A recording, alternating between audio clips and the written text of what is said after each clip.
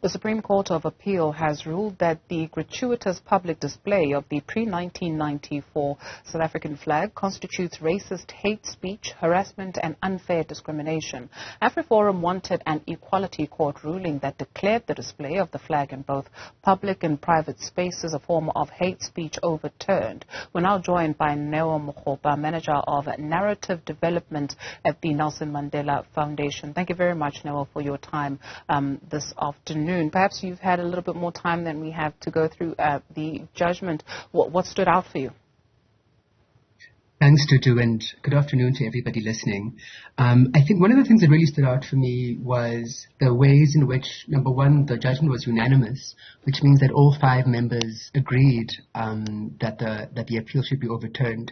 But some of the other things that stood out was some of the wording that the court used in describing its judgment. And if you don't mind, I'd love to read 1 or 2 quotes here. So one of them says, "It is harmful in that it occasions deep emotional, psychological harm and undermines the right to dignity." Another one saying, "It provides fertile ground for the violence and brutality of racism." This is quite a pointed judgment.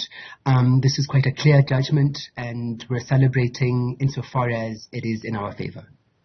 And so that judgment may be what it is. How then to manage or change or legislate psychological mindsets that still remain in 2023, where people would even go as far as going to the courts to want to have it maintained to be part of life in South Africa? Because in public, yes, you may be persecuted, prosecuted. In private, what happens? Because those conversations that happen in private very oftentimes play themselves out in public, as we've seen in recent history.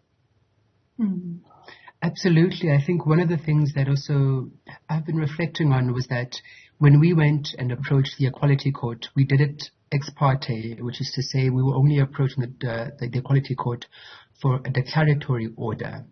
AfriForum was not our opposition at that time. AfriForum, by their own volition, chose to join the case in opposition to what we were asking for, which is a fascinating thing. And really, moreover, the case and today's judgment, the dismissing of the appeal, yes, we can celebrate it, but it doesn't necessarily constitute a win, especially in the ways that you're describing.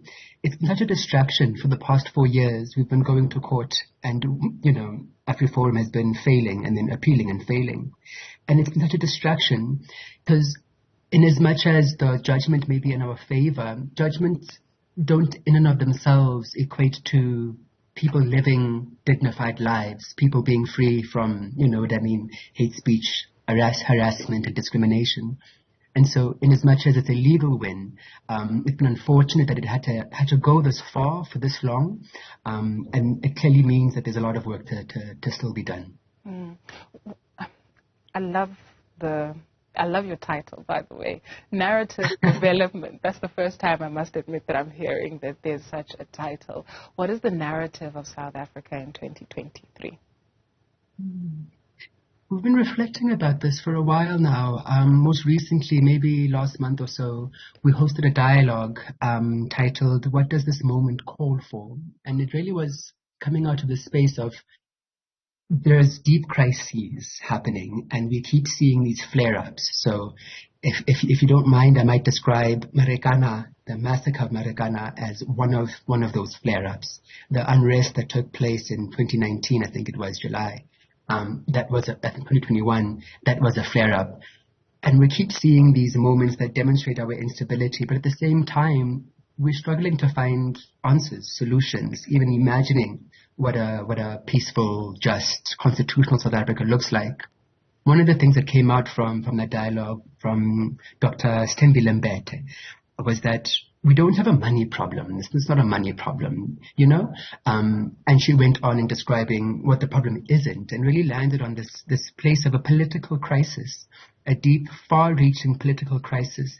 And the crux of it has been that it's not only that government and the state and power in that way have betrayed the Constitution and turned their backs on the spirit of the Constitution, but moreover that private citizens, organizations, companies and capital have also turned their back on the Constitution. And so that, for us right now, has been how we're understanding the poly-crisis that we're in.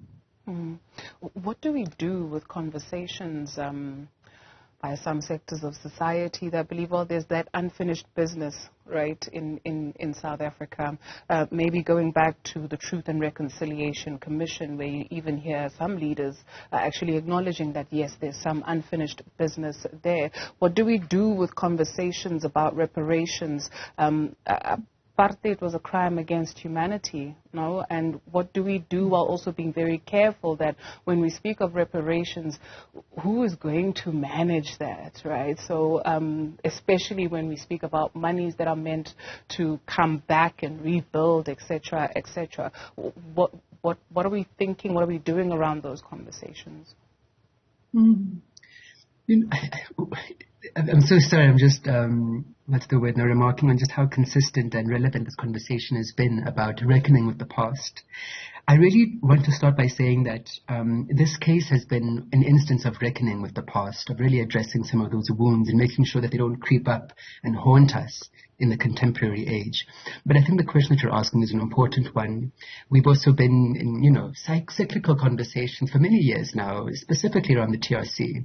And the very specific recommendations of reparations for very specific candidates. And even that couldn't have been done. There are still scores of people who are missing. And that reality continues to break my heart. There are scores of people missing.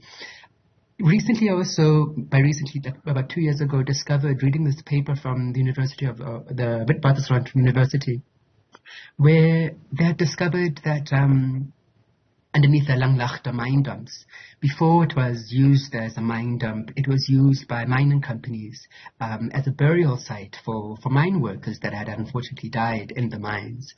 And then in the paper trail and in the scanning that they did of the area, finding that there are human remains beneath that mine dump, and it's become such a powerful symbol and analogy of the state that we're in as a country right now. And what do you do about that? Do you dig up the old bones? Do you open these old wounds and demand reparations and demand healing? And I think I want him to be honest with you and saying in specific areas like the apartheid flag case, like in ECD, like in food security, those answers are not easy, but easier at least, a little bit clearer to articulate what needs to be done about them. But in terms of what you're asking about, the great trauma, this national trauma that we're carrying, it's hard. And this flag case is an important one, and it contributes to it, but it doesn't answer the question. Because this trauma that you speak of, you speak to researchers and they'll tell you, oh, South Africa is such a violent nation. And in 2023, we're still a violent nation. Because also, how do we move to being a nation maybe in healing? Are we making progress? Because we're reaching almost 30 years. I think it was Hage Geingob yesterday, the president of Namibia, saying, well, we've had so many centuries of oppression. Give us time. It's going to take time. And then you have young people who, they don't have time for that. That's even the phrase, right? Nobody has time for that.